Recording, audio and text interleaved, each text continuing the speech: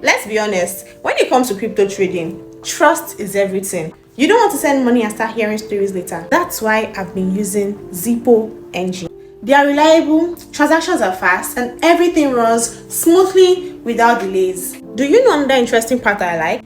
You can actually earn more through referrals. So you see, you're not just trading, you're earning extra on the side. Plus, you don't need a huge amount to start. If you trade consistently, you even get better rates and discounts. So whether you're just starting or already trading, Zippo NG is the platform that works for you. Just message us on WhatsApp to get started.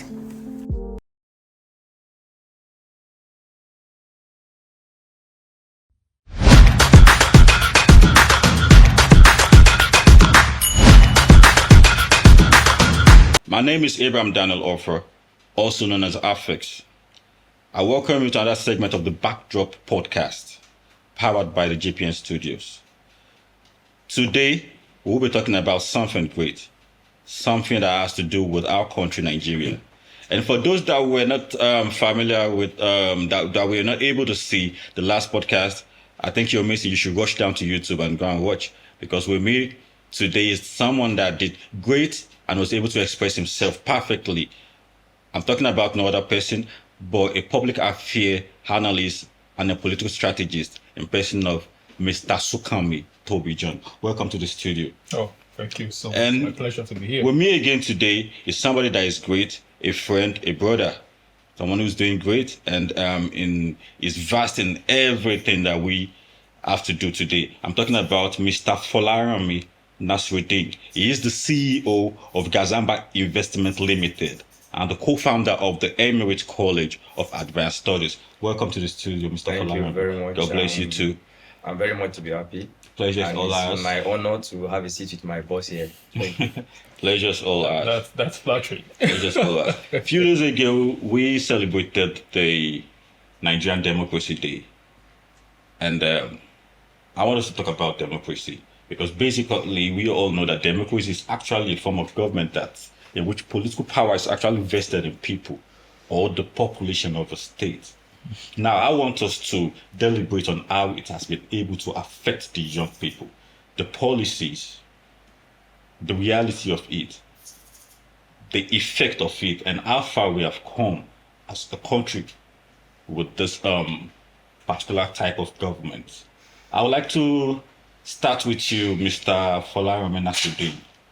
What would you say has been the advantages and disadvantages of Democracy in Nigeria? All right. I would like to state that this kind of question has two faces, and it depends on the person you are asking. Okay. To some, as an average Nigerian, they will tell you that democracy will give you voice, but has no results. And to some, they will say that it's actually is working, but the results are coming out slowly. And to me, I cannot actually say that what we practice today in Nigeria is democracy per se. I will call it or tag it as a mixed democracy, because democracy has not yet served its purpose in Nigeria fully, which is the freedom and to give the power to the people to actually elect their leaders and do all those things. And if you look at it in Nigeria today, what we are having is not like that. Democracy that comes with list of autocracy. Do you understand me? Yeah, okay. Many, you see even that laws are being broken where they are made. Is that what we call democracy? No, it is not. We have seen governments of this particular country not respecting the rule of law. We have seen the people we call leaders not even respecting the laws that they made themselves, feeling that they are above the law. So is that what we call democracy? Democracy is not, or we cannot call it a democracy, where it only affects, where the rules are only affect a common Nigerian. And some people feel like, okay, they have immunity. Until we get that right, then we can call it outright democracy. Do you understand me? I'm with you. So I think on that, you don't practice democracy per se. Per se. Per se. Mr. We have Sukami, what would you say about that? What's your own point of view about? I would say I find myself in a dilemma of some sort right now because I think, like he advocated, he mentioned, or should I say, approached the issue, on two facts. There's there are facts. The fact that democracy, as practiced in Nigeria, can be said not to have benefited Nigerians, and also can be said, depending on whosoever you're asking. You understand me? So I think I would try to gather my thoughts by, by playing, let's say more like by playing safe also. You understand me? And the reason why I'm playing safe is quite obvious. You understand me? But that said, I think if I'm asked about the concept of democracy and its practice in Nigeria, and also the import on Nigerians, I think I would also to a very large extent I want to say it's checkered, depending on who you're asking. Now, on one part are those who believe that the Nigerian democracy has been practiced, or democracy has been practiced in Nigeria is not a democracy. On the other part also are those who believe that, well, yes, there are some certain, the accoutrements of democracy, are very evident in Nigeria. So if I'm to pick, the first set of arguments which state that democracy has really not served Nigeria, I think I'll look at it from the welfarist angle, which is how does it affect the Nigerian people, and to what extent our leaders have been so submissive to the yearnings and aspiration of democracy as a whole. So, because, like I said, for that argument, I think the driving force behind that is the fact that what is the impact? The impact, yes. You understand, which they call utilitarian impact. What is the utility of democracy to the people? So those who belong to this school of thought, it is believed that there are some certain people, particularly those in leadership position in Nigeria, the only ones benefiting from the Nigerian democracy has been conceived. So as a result of that, they believe democracy has really not served the purpose. Now, looking at it from that other angle, the perspective, for those who believe that, yes, it has not been perfect, democracy has been fairly, practiced. I think the major driving force behind that narrative would be that democracy has originally, ideated, comprises of some certain mechanisms. Like, for instance, now it has some what we can call lofty ideals rather. One of those is the concept of rule of law, the principle of doctrine of separation of power. Then what was it called? A periodic election. When you look at all of these accoutrements, as mentioned, in Nigeria, they are practiced. The 1999 Constitution guarantees the concept of separation of power. As of today, we don't have one man invested with both the legislative, the executive, and the judicial powers. All of these three powers are distinctively compartmentalized in three organs. The Senate are responsible for making laws. I'm talking about the legislature, sorry. That is the Senate and the House of Rep. The National Assembly, which is the legislature. Thank you.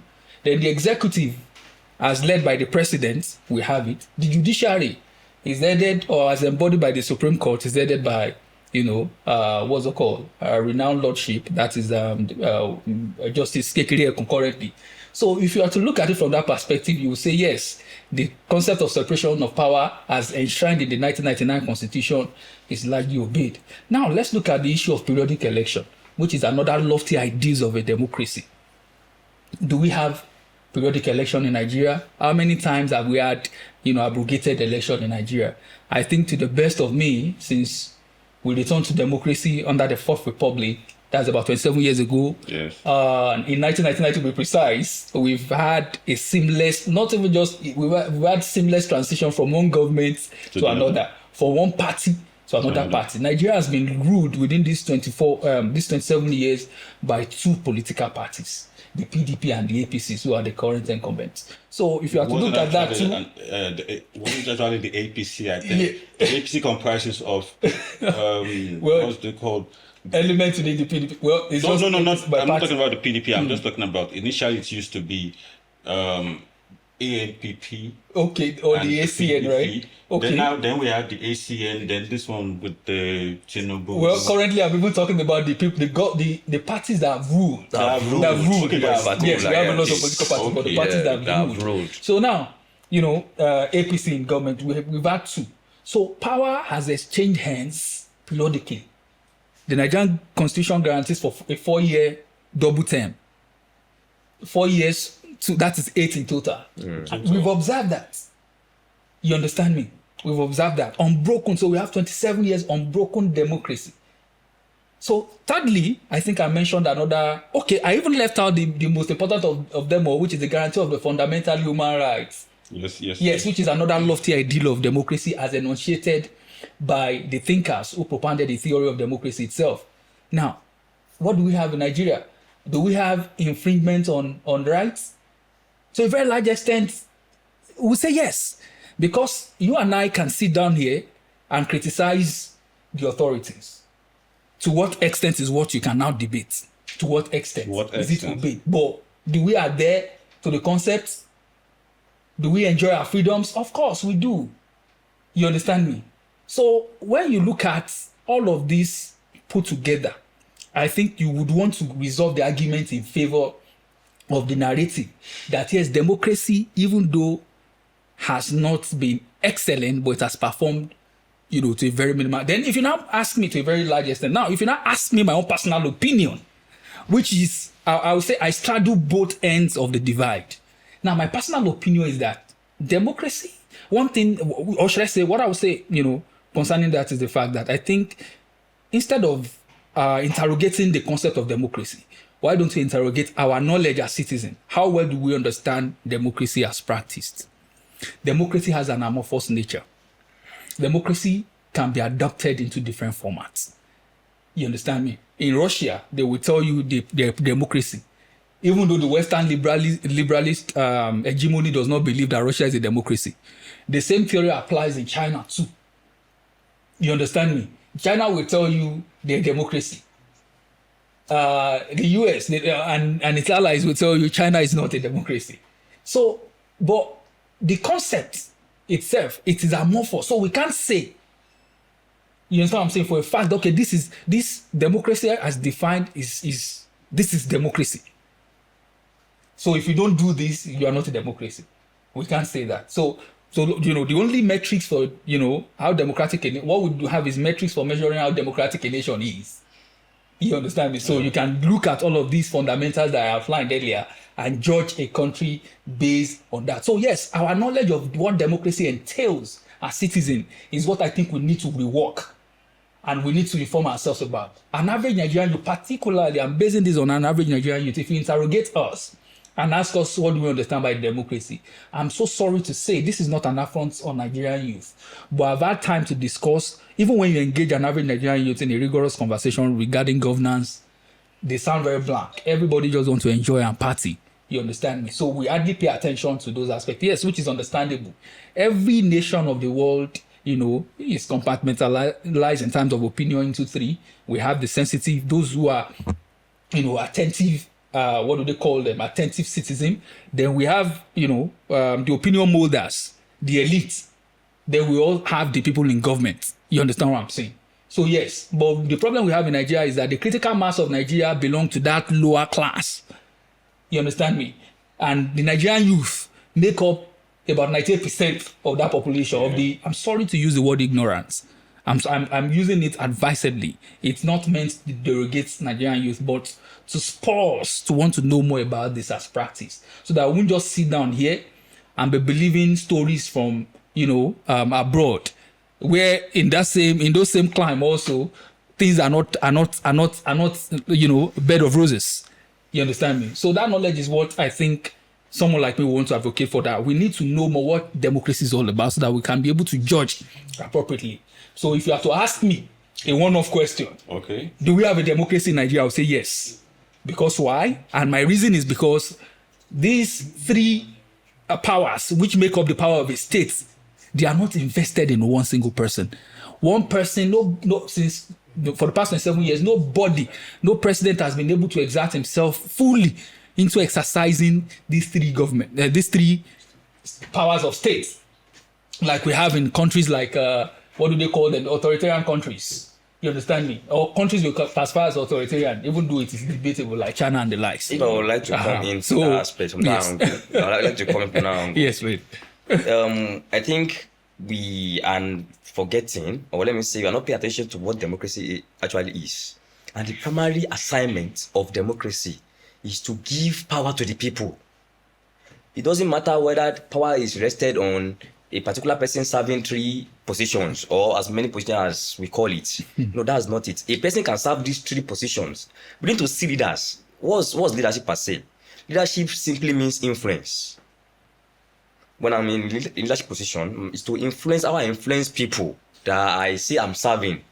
It's called leadership. So it doesn't matter whether I'm the president, whether I act as the prime minister, as long as I am serving the bidding of the people. So I don't want us to define the democracy as the concept, as we have the president, we have the legislature, we have the judiciary, we have the separation of power. I don't want it to see it like that. People actually brought them in to be in that position. What I want us to look at is that, do the people truly have that power that democracy is supposed to give them? That's the utility. That should be the argument. Well, you see, one thing I would, that's why I said, if it depending on how you visualize it, from that utility perspective, you understand me, that I think that is where the point which we've advanced actually stand justified. You get me, right? And now, the question we should also ask ourselves is that, has there been a state or a country where there's a consensus as regards the leadership of that country doing good or doing bad? No.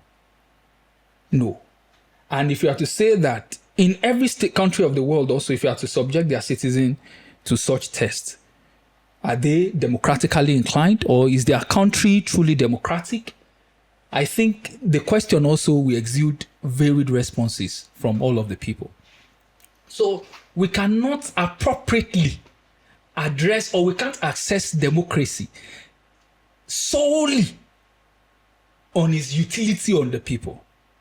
We can't. It's not something we can rather. You understand what I'm saying? But it's not something that, if done, it will give us a generalization that can be applied across board, which is what empiricism the reason why I'm not going to go in line with that. Yes, which is normal. Which is normal. Now the thing is, the question he asked, is about us practicing democracy, and within the context of what we celebrated some couple of days ago, that is Democracy Day, and that is why I took my time to explain what the concept is about, so that we know how to judge. Now, if you now bring it down to what purpose does the Nigerian democracy serve to the people?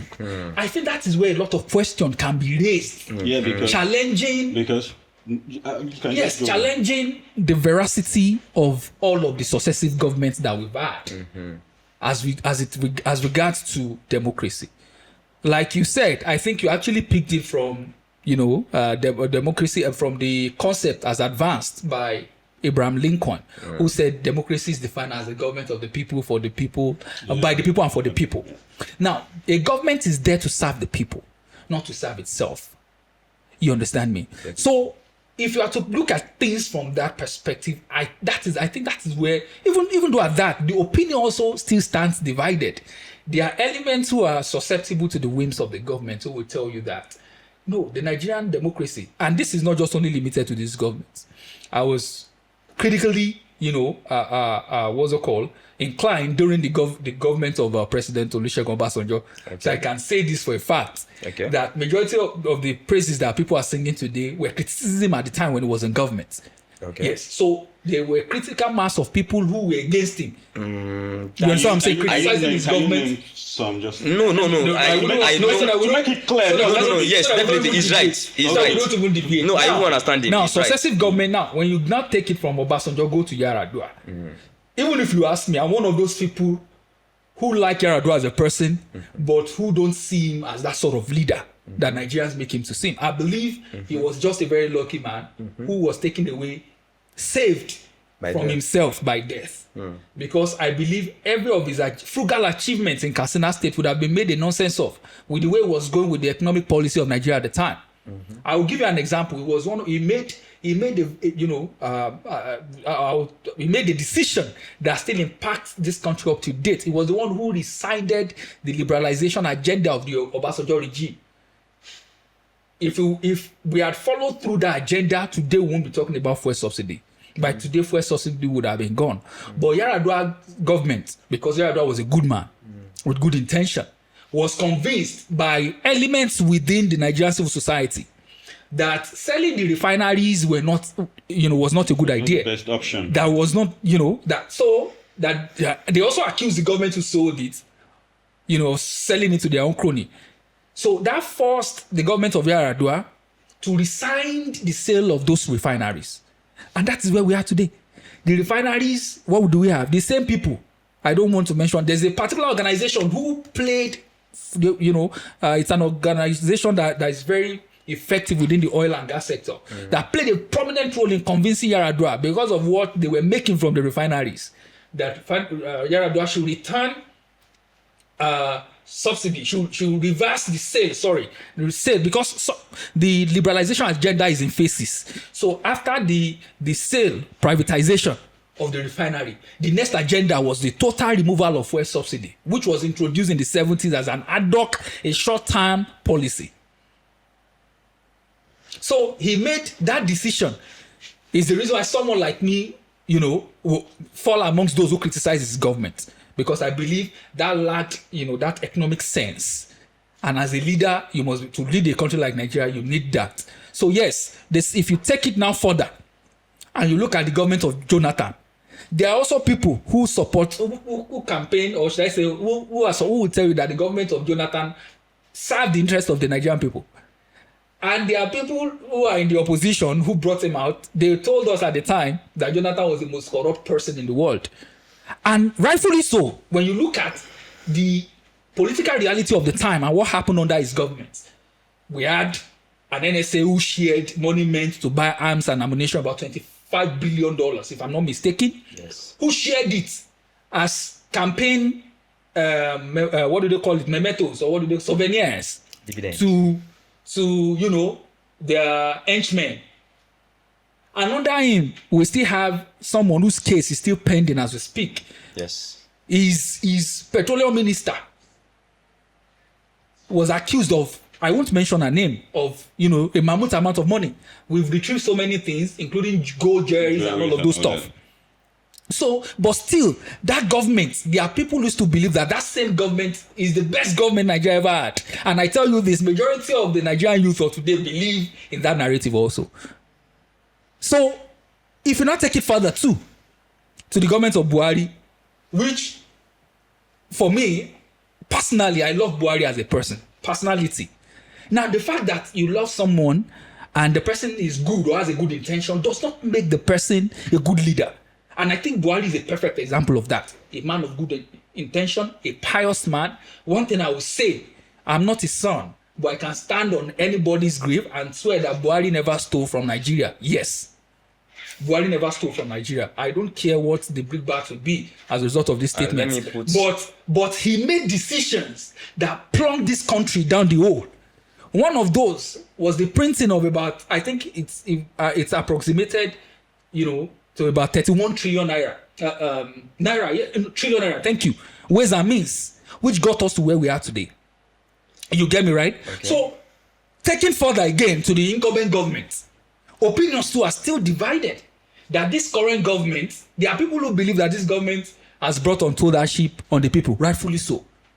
When you compare consumer price index, and of course, of the previous government, and compared to his government, you would ordinarily say he is a disaster.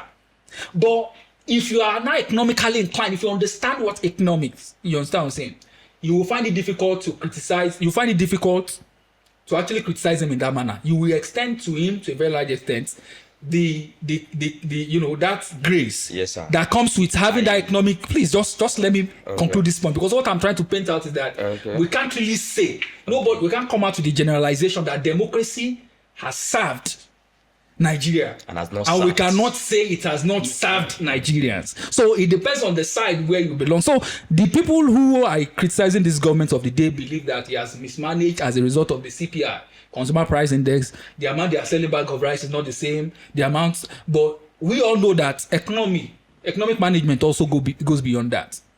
Now, there are some certain structural impediments which I believe, which even economists too have said, that this government has done to better the lot of the country.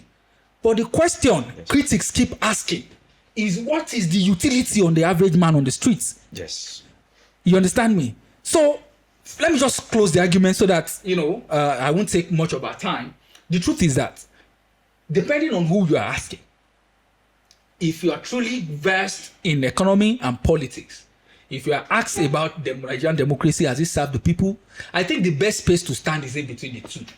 If you can't stand for and you can't stand against, because if you stand for, the argument to support; if you stand against, the arguments also, the arguments. But if you ask me, sir, if I will anchor on this. I'm standing in between the two. all right, I understand you by saying that you are in between, and like I said, when I want to start my my comments on the question, I said it depends on who you are asking. But at the same time, I still feel like if somebody by this time of the day saying that I am in between, the democracy has served and to some people and has not served some people, I feel we are still feeling like we are indecisive.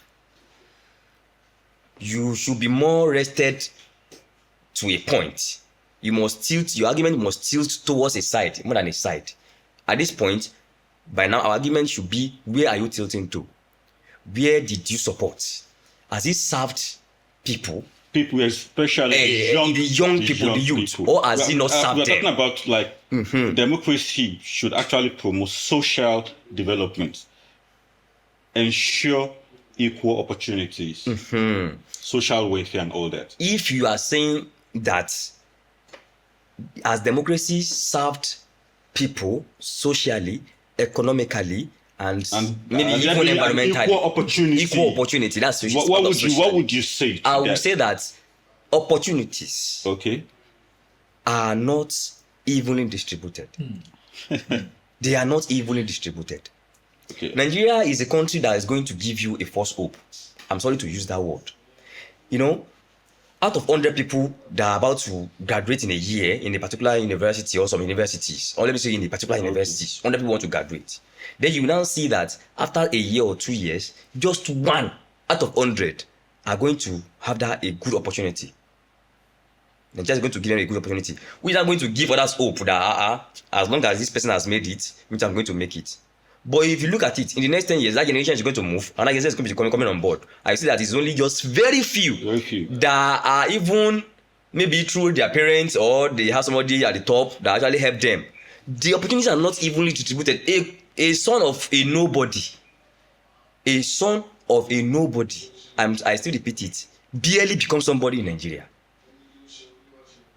And we have the records are there. Who are those in power today? Who are their parents?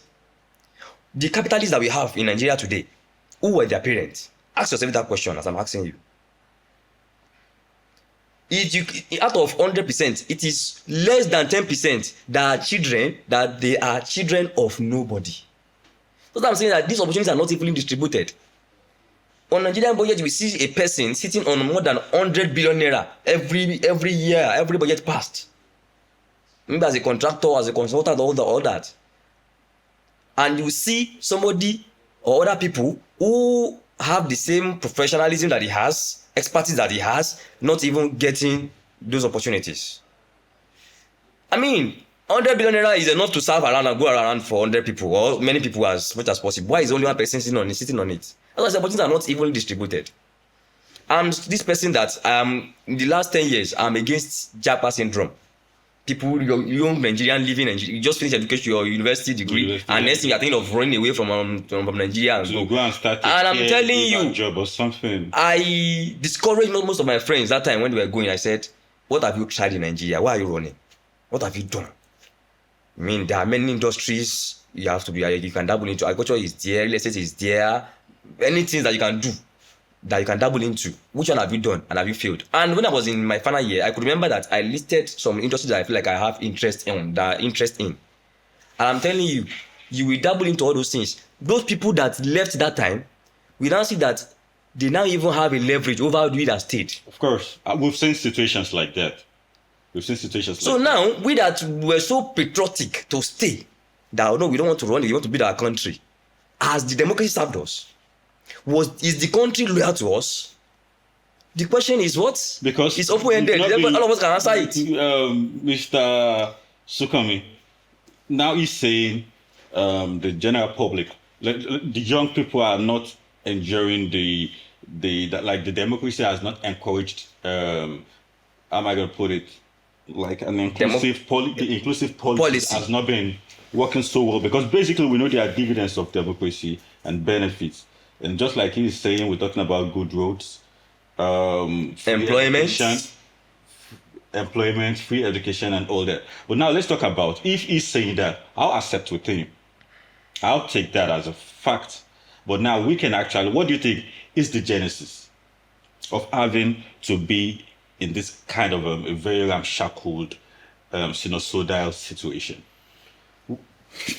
I think. What would you say? You were talking about the past governments and all that. So now, should we agree that mistakes have been made over the years, and how long does this need to be corrected?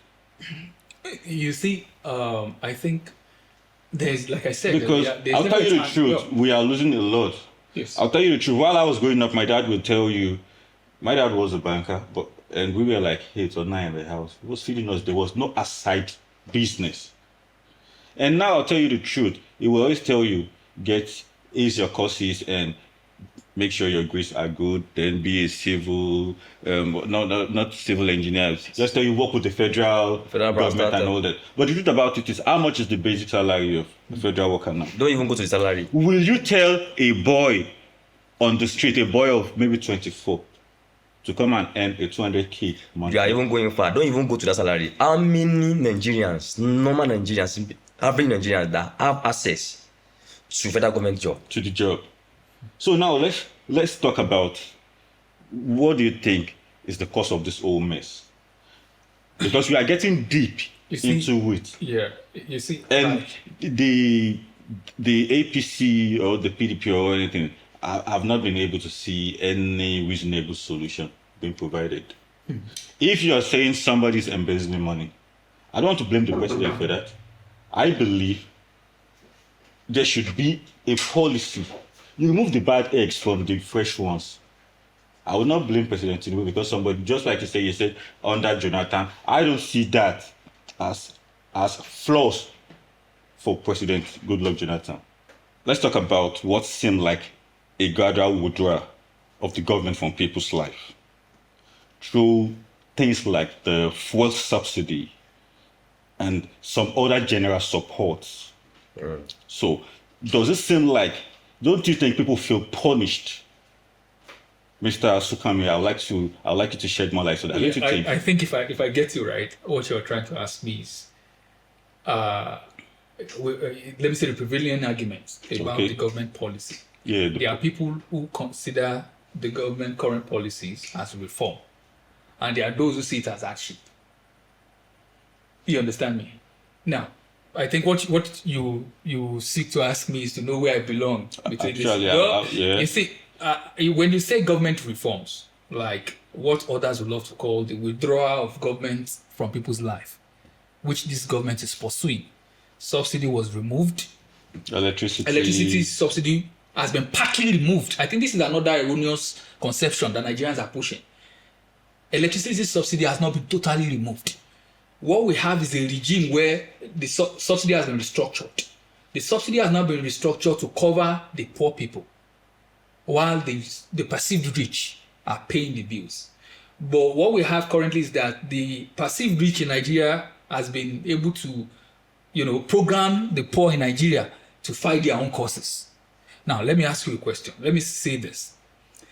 That electricity subsidy, for instance, before now, we all were paying the same amount of money. they were using estimated bill. But the idea brought about by the former Minister of Power, Adelabu, to create band A, band B, band C. What that seek to do is to ensure that, you see, band A, band B, band C, band E, and D, they don't pay the same amount of money. What the policy seek to do is like taking wealth distribution, taking from the rich to serve the poor. How? Now, the rich are paying a reflective cost, or a cost reflective amount for each unit of electricity or energy they sell or they buy. Now, what is factored into every unit of electricity used by the rich? That's those in band A. When I say band A, I mean rich. When I say rich, I'm saying band A. So those in band A, what determines the cost is not just only what they are using alone. It also factors in the shortfalls which they incur from subsidizing for the poor. So those in band A, they are not, what they do is they pay full amount. So those in band C, D, and Co pay lesser amount than what they should pay normally. So the shortfalls, that is the shortfall which they incur, or what is left unpaid by those in band A, band C, band D, and Co, is what band A added to band A that makes the amount they are paying higher. So this knowledge is what, should I even say, Nigerians, majority, I've listened to even public affairs analysts or commentators out there too, and I hear them say government remove subsidy. Even some use it derogatorily to insult the government of the day. And even some also use the removal of the Aso Rock from the national grid. It's not an insult, it's an innovative idea if you're a critical thinker. A government that was spending about 20 billion naira per annum to pay for electricity bill for only Aso Rock alone suddenly removed Aso Rock from the national grid and took it to, a solar powered grid where they paid for the entire construction is about 20. The same amount they pay per annum is what they use in paying for the whole solar. Now, what has that done? That has reduced the liability on government. That is what originally commentators should be telling the people. But for different reasons, we use these things as, political tool. It's an innovative idea. So now policy that I'm talking about, the electricity subsidy and the electricity reform, which has been undertaken. Now, it is a way. I think I've explained how the band and all those things works. You understand me? So that solves it. So it is a removal. It's more like the government removing to ensure that the government remove the subsidy partly from the rich in order to subsidize the poor. That is restructure. So if you have to look at it from this aspect, for the supporters of the government, they are most likely to tell you that it is a reform. But for those who are against or the opponents of the government, they will tell you it is hardship. Because now, you are on band A. You used to pay maybe per unit initially, maybe you were paying 10 naira or 15 naira or 70 naira. Now you are paying over 250 naira per unit energy that you consume at home. So you will naturally see it as the government fleecing you. So yes, for people like that, they will tell you it's hardship. But the argument is really very difficult for me to just tell you that the government reform or what critics say as hardship. I can't just say it is for the good or it is for the bad. So that's the reason I have to lay down this argument for our listeners or for our viewers to decide. So it is our responsibility to educate the but I'll just like to ask you this simple question: are you actually for capitalism or socialism? Or socialism? Oh, that is now. I would like to. Okay, I think I will try to lay a foundation. First, let's understand what capitalism means and what socialism means. Capitalism means, in a layman's term, all man for himself. To you according to your capacity. You understand me? Now, in a capitalist system, government subsidy is not allowed. The policy pursued by the government is to create a level playing field for everybody. Yeah. Democratize opportunity. So it is not to you according to your capacity. How does government do that? All this subsidy, government removes it. So government is saying, in America they call it big government. small government, big government. Small government means little government input in economic activity within the country. Then big government means socialism, where government is involved in everything. You understand what I'm saying? Where government do business, like government, like every other person. You understand what I'm saying? Then from whatever the government is making, they now use it for the welfare of the people. You understand me? Yeah. So I hope that helps us to distinguish perfectly well between socialism and capitalism. Now, if you are to bring it to the Nigerian context, or I think I've not even done justice enough to it. I only spoke about capitalism. So now socialism talks about, to everyone. It's not to everyone according to his capacity. To everyone according to what the government feel you deserve. That means the government is responsible for everybody. The government will implement policies like subsidy to create equalization within the populace, to ensure that some people are not richer than the other.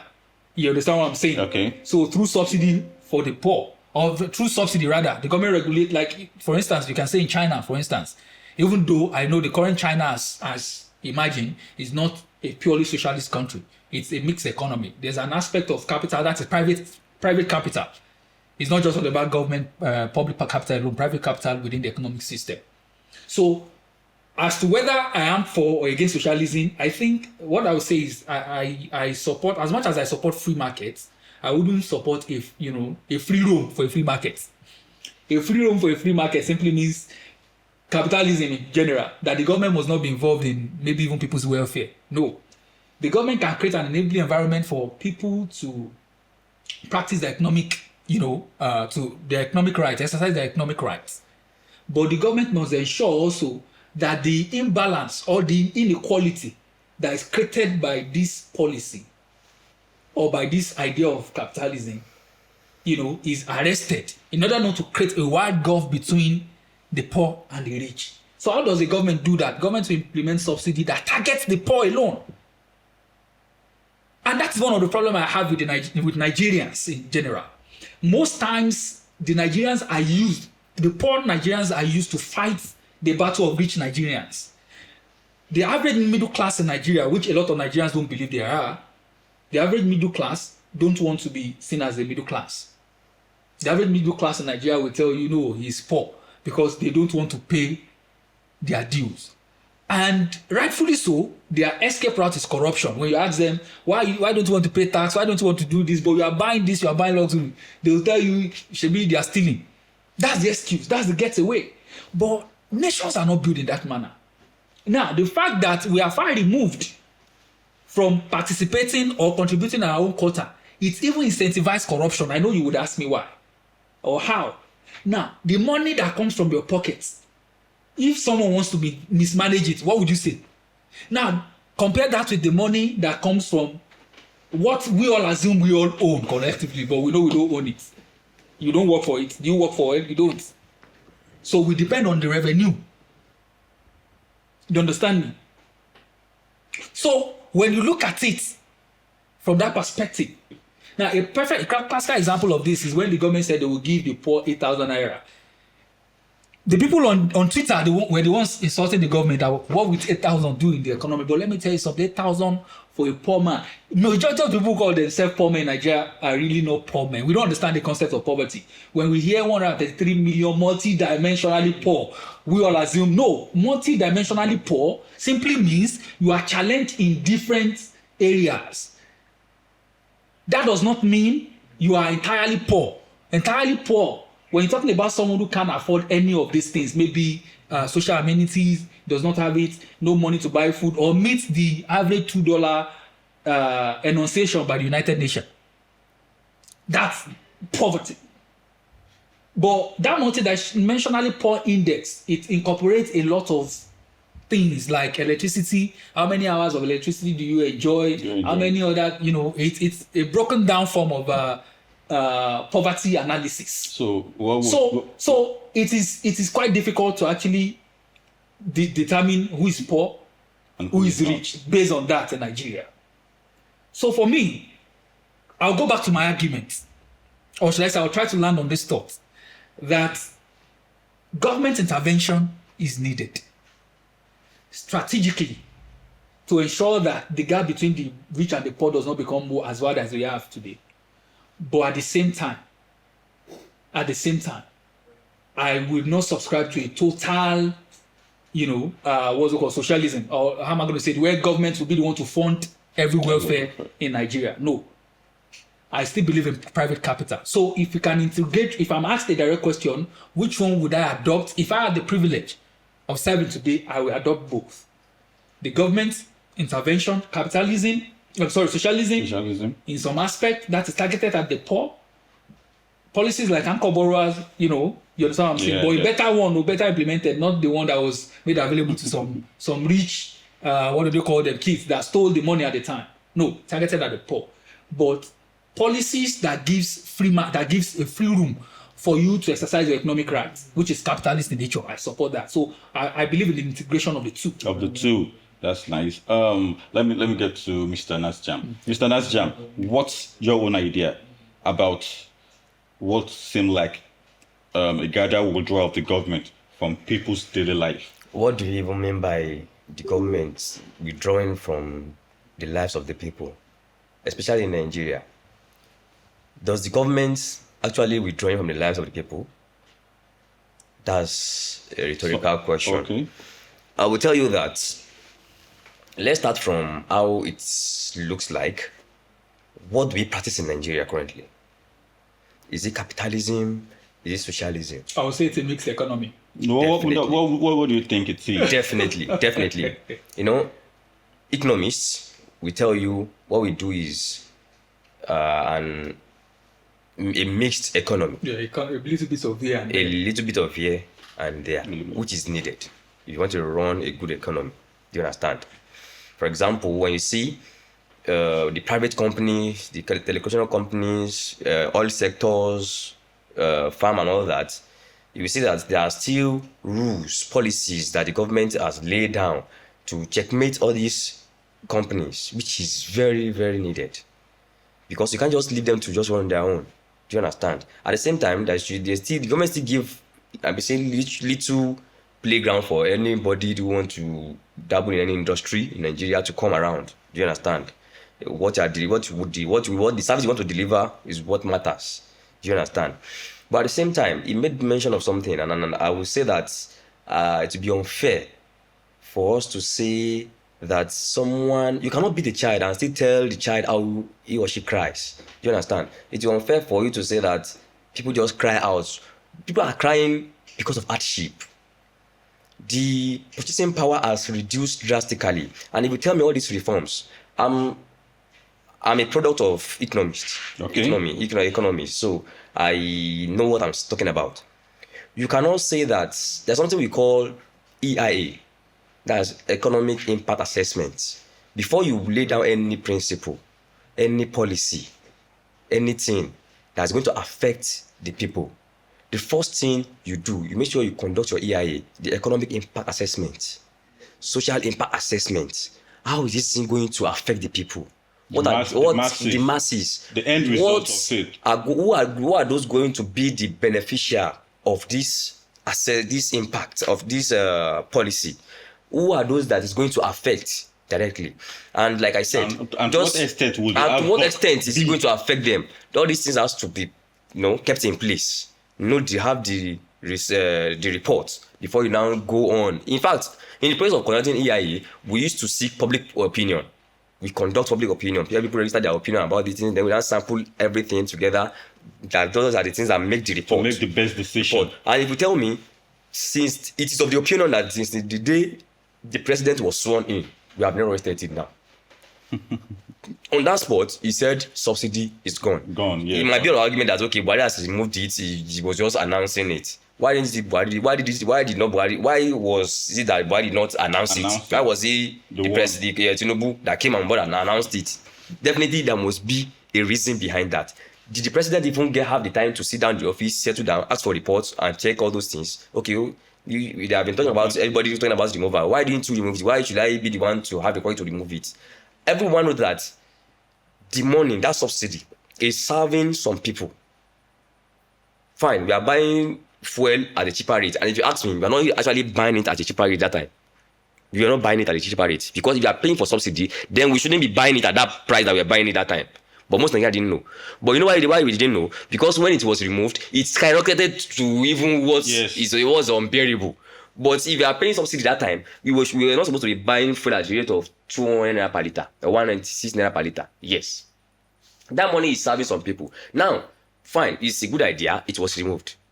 What is the effect on a typical or a mere keke driver or car rider, a mere civil servant? It brought up inflation.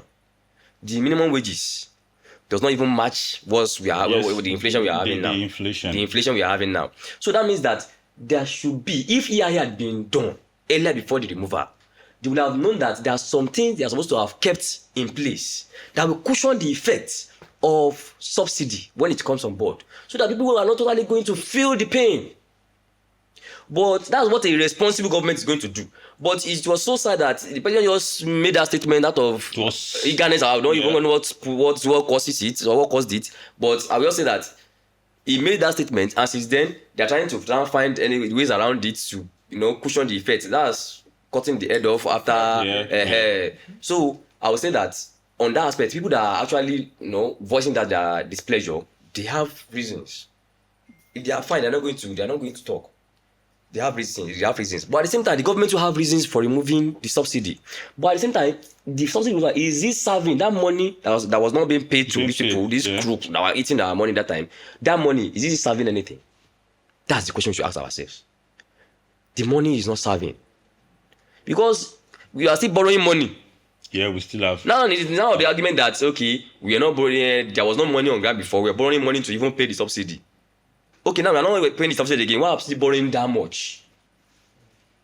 I don't know whether I'm trying to get your point. To get the point. I get your point. Just that Nigerians, sometimes I look at Nigerian policies. Please let me land. Okay. I look at Nigerian policies, I was like, Nigeria problem is so complicated and so complex that sometimes it is devoid of economic policies.